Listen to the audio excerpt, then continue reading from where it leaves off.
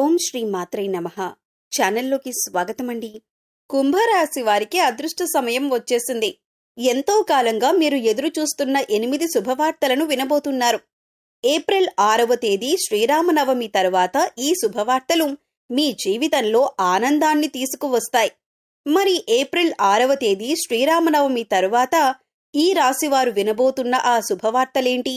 ఈ శుభవార్తలు వినటానికి ముందు మీరు ఎటువంటి ప్రవర్తన కలిగి ఉండాలి, ఎవరితో మీరు జాగ్రత్తగా ఉండాలి, అలాగే ఏ దేవతారాధన చెయ్యాలి అనే అంశాలతో పాటుగా ఈ రాశి వారి గురించి కొన్ని ఆసక్తికరమైన విషయాలను ఈ వీడియోలో మనం వివరంగా తెలుసుకుందాం.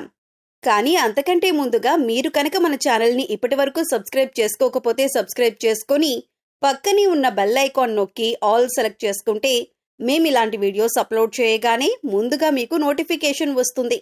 అలాగే వీడియోని ఎక్కడా కూడా స్కిప్ చేయకుండా చివరి వరకు చూస్తేనే మేమేం చెబుతున్నామో మీకు పూర్తిగా అర్థమవుతుంది. ఇక వివరాల్లోకి వెళ్ళిపోతే, మిగిలిన రాశులన్నింటికంటే కూడా ఈ రాశి వారిని చాలా ప్రత్యేకమైన వారుగా జ్యోతిష్య శాస్త్రంలో చెప్పబడి ఉంది. మరి ఈ రాశివారు ఎందుకంత ప్రత్యేకమంటే, వీరికున్నటువంటి సహాయం చేసే గుణం, కార్యదీక్షత, కార్యదక్షత, సమయపాలన వంటి అనేక అంశాలను కలిగి ఉండటం వల్ల ఈ రాశివారు అందరికంటే ప్రత్యేకమైన వారుగా చెప్పవచ్చు. అయితే ఈ రాశివారు ఈ సమయంలో జాగ్రత్తగా ఉండాలి. ఈ సమయంలో మీరు చేయవలసిన పనేంటంటే, ముఖ్యంగా మీరు ఎటువంటి పరిస్థితుల్లోనైనా మౌనంగా ఉండటానికి ప్రయత్నించండి. ఇలా కనుక మీరు కొద్దిగా ఓర్పు పట్టి మౌనంగా ఉన్నట్లయితే ఇప్పటిదాకా మీరెవ్వరూ వినని 8 శుభవార్తలు మీరు వింటారని చెప్పటంలో ఎటువంటి సందేహం లేదు. అయితే మీ ముందు నవ్వుతూ మాట్లాడే కొందరు వ్యక్తులు వెనక నుండి మీ నాశనాన్ని కోరుకుంటున్నారు. వారెవరు అనే విషయం ఈ వీడియో చివరి వరకు చూస్తే మీకు అర్థమవుతుంది. ముఖ్యంగా 3 వ్యక్తులు మీ జీవితంలో మీరు పైకి ఎదగకూడదని మీ నాశనాన్ని కోరుకుంటూ ఉన్నారు. ఆ 3 వ్యక్తుల్లో 2 స్త్రీలు, 1 పురుషుడు మీ శత్రువులతో చేరి మీ శత్రువులకి అనుకూలంగా ప్రవర్తిస్తూ మీ నాశనాన్ని కోరుకుంటున్నారు. ఈ సమయంలో మీరు అనుకున్న పనులు అనుకున్నట్లు జరగాలి, ధనలాభం కలగాలి, అందరికంటే ముందుండాలి అనుకున్నట్లయితే కనుక మీరేం చేయబోతున్నారు అనే విషయాలను ఇతరులకు అస్సలు చెప్పకండి. మౌనం వహించండి.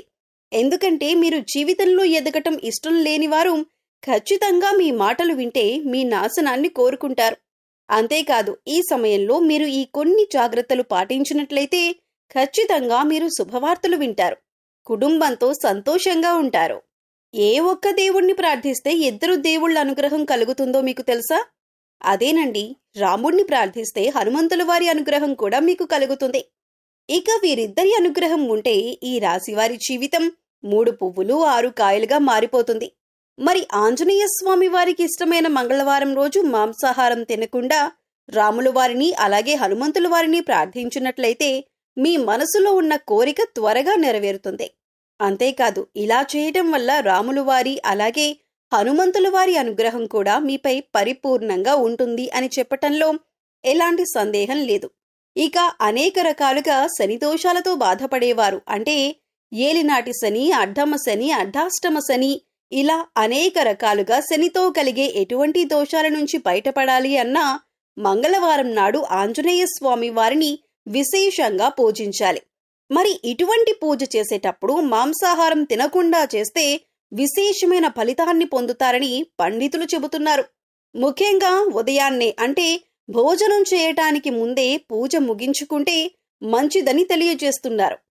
ఈ వీడియోని మీరు చివరి వరకు చూస్తేనే మీరు చేయకూడని తప్పులతో పాటుగా ఏ వ్యక్తులతో మీరు దూరంగా ఉండాలి అనే అంశాలు మీకు వివరంగా తెలుస్తాయి. అలాగే వీడియో నచ్చితే లైక్ చేసి మన ఛానల్ని సబ్స్క్రైబ్ చేసుకోవడం మర్చిపోకండి.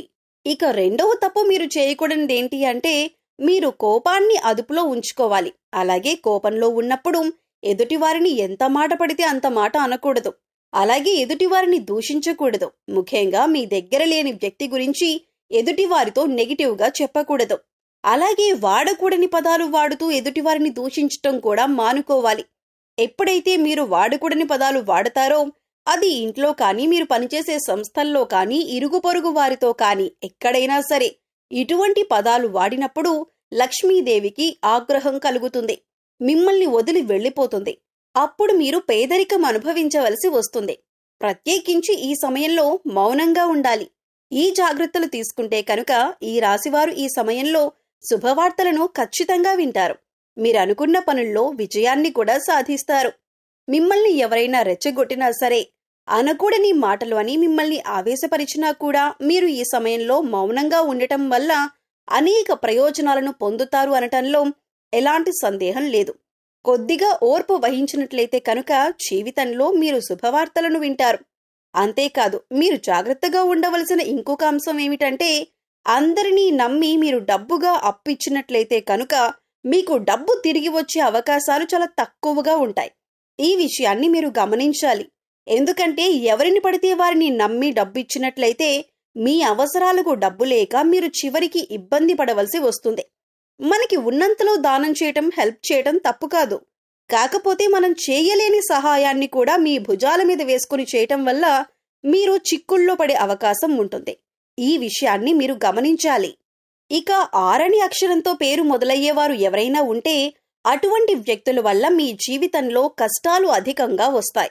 కాబట్టి అటువంటి వ్యక్తులు ఎవరో మీరు పరిశీలించి అభ్యర్థులకు మీరు దూరంగా ఉండటం మంచిది అని సూచించటమైంది. అలాగే కష్టాల్లో ఉన్నవారికి మీకు వీలైనంతగా సహాయం చేయటం వల్ల మీరు అదృష్టాన్ని పొందవచ్చు. అంతేకాదు, ఈ రాశివారు ఎవరినైనా సరే మంచి పొజిషన్కి తీసుకువెళ్ళాలి అనుకుంటే అలా చేసే శక్తి ఈ రాశి వారికి ఉంటుంది. వీరికున్న పలుకుబడిని ఉపయోగించి వీరికి కావలసిన వాళ్ళని అందలమెక్కించగలుగుతారు. వీరు ఎవరినీ కూడా గుడ్డిగా నమ్మకూడదు. మీకు ఏదైనా కష్టం వచ్చినా ఎదుటివారితో చెప్పటం కంటే కూడా ఆ దేవుడి వద్ద చెప్పుకోవటం అనేది చాలా మంచిది.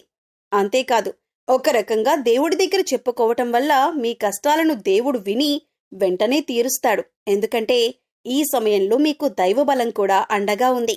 ఇక మీలో ఉండే నెగటివ్ ఆలోచన కారణంగా, అంటే నేను చేసే పనిలో విజయం సాధిస్తానా లేదా, నేను పనిని కరెక్ట్గా చేస్తున్నానా లేదా అనే ఆలోచనతో ఉండటం వల్ల మీరు చేసే పనిలో పొరపాటు జరిగే అవకాశం ఉంటుంది.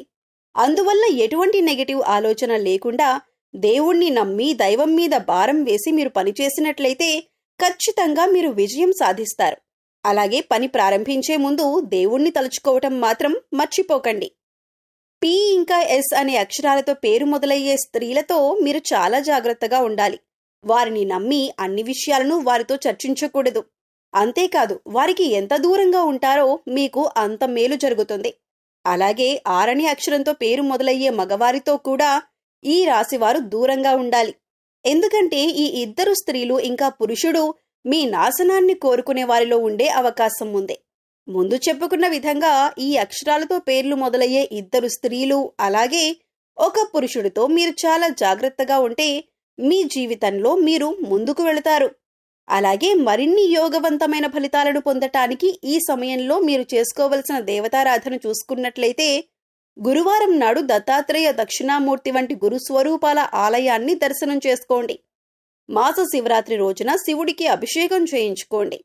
అలాగే సోమవారం నాడు శివుడికి విశేషంగా పూజ చేసుకున్నట్లయితే జీవితంలో ఉన్నతిని పొందుతారు.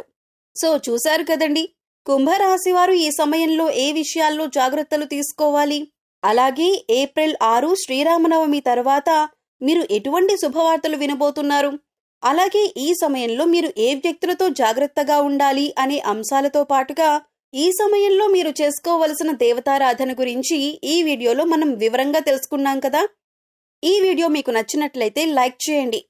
మీ ఫ్రెండ్స్ అండ్ ఫ్యామిలీ మెంబర్స్లో ఎవరైనా కుంభరాశి వారు ఉంటే వారితో ఈ వీడియోని షేర్ చేసుకోండి.